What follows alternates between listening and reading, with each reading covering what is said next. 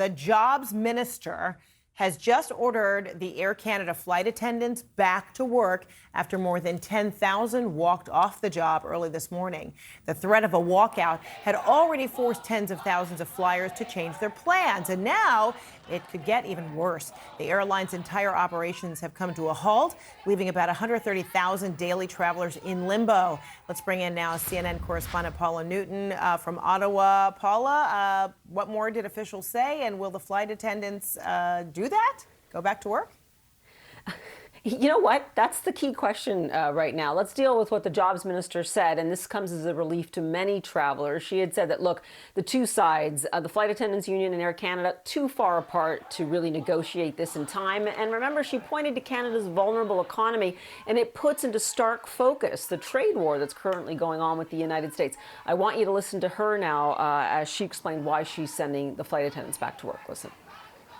As Minister of Labour, I have exercised my authorities under Section 107 of the Canadian Labour Code to direct the Canada Industrial Relations Board to order the parties to resume and continue their operations and duties in order to secure industrial peace and protect the interests of Canada, Canadians, and the economy.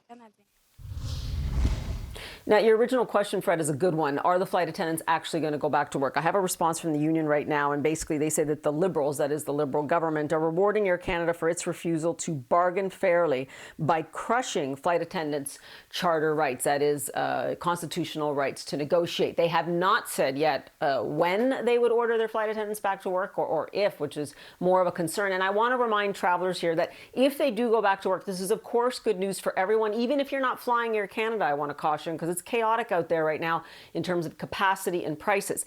But even if they go back to work, Air Canada has warned this is not going to be settled in a matter of hours. It will take them days, perhaps up to a week, to get their schedule back to full capacity. So stay tuned, Fred. We'll continue to watch things very carefully, because right now the union is not saying whether or not their flight attendants would be going back to work or not. And remember, Fred, we've got flight attendants right now that would have shifts starting in the next few hours. So let's see what happens. All right, let us know when you learn. Paula Newton, thanks so much.